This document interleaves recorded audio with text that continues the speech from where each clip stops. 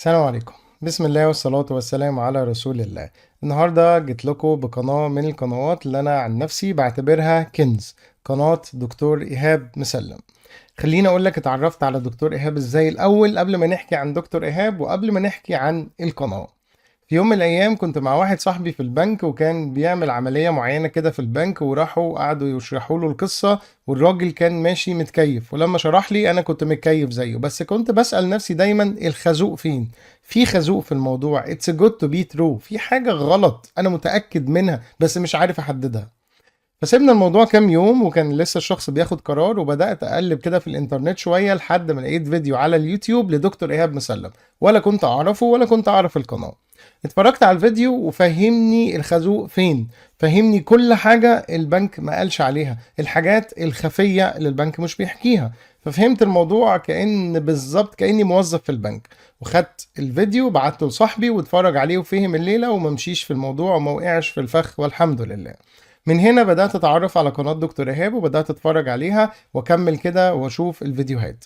عايز أقول لك إن أنا كنت فاهم إن فيديوهات عن التسويق أو عن البيزنس أو عن إدارة الأعمال مش هتفرق معايا في حياتي، وعرفت بعدها إن أنا غلطان. في معلومات كتير جدا تخص التسويق والبيزنس فادتني في حياتي، فادتني عشان مثلا أعمل براند لنفسي. لو أنت واحد ناس شغال في أي مجال فالتسويق لازم تتعلم عنه حاجة، ولازم تتعلم حاجة عن البيزنس، تضيف لمسة البيزنس في حياتك هتفرق معاك كتير جدا. المهم ان انا بقيت يعني ضيف كده في القناة لحد ما ربنا كرمني بعد فترة، والحمد لله اتعرفت على شخصية عظيمة زي دكتور ايهاب. عايز اقول لك ان دكتور ايهاب بقى على المستوى الشخصي انسان حبوب جدا جدا، هتقعد معاه تحبه، هتتعلم منه، حتى واحنا بنهزر هتبدأ تلاقيه بيديك خبرات حياتية ومعلومات هتفرق معاك كتير جدا في حياتك. شخصية جميلة جدا ومتواضعة جدا، ولما تيجي تشوف العلم اللي عنده ده مش هتتخيل ان هو بالتواضع ده. انا واحد من الناس بعتبره زي والدي وبحبه في الله جدا.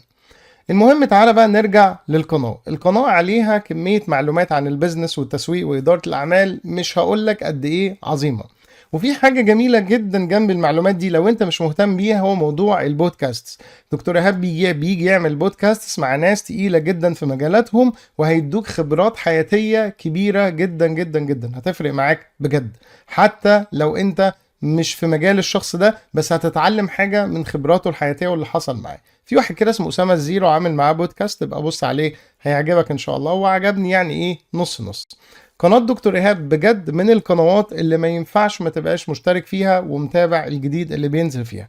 لحد وقت تسجيل الفيديو ده تقريبا هو عنده 397 ألف مشترك تقريبا. لعل وعسى في المستقبل كده يكون حد بيتفرج على الفيديو ده ويكتب لي في التعليقات إن دكتور إيهاب عنده مليون مشترك دلوقتي، ساعتها بجد هفرح كده وهعمل له قلب وهدعي له. يا ريت يعني لو انت بتحب المجال ده تشترك في القناة وتشيرها مع اصحابك علشان تنشر الخير وتستفيد، وتدل على الخير كفاعله. يعني هتستفيد صدقني من المجالات دي حتى لو انت مش شغال فيها، لانها بتنعكس على حياتك، او انك في حياتك محتاج دايما نقطة البيزنس والتسويق والكلام ده. حتى لو انت شغال مثلا مدرس على زوم بتدي مثلا دروس لمجموعة من الطلبة، محتاج تبني اسم لنفسك ومحتاج جزء البيزنس عشان تفهم تتعامل معاهم ازاي. فصدقني الموضوع هيفرق معاك جدا. دكتور إيهاب مرة بعتني لصديقه بيبيع ذهب، شخص مشهور كده في مكان ما شاء الله يعني على النظافة، ورحت له أنا وواحد صاحبي عشان يعني نقعد معاه ونسأله على حاجة معينة كانت تخصني يعني.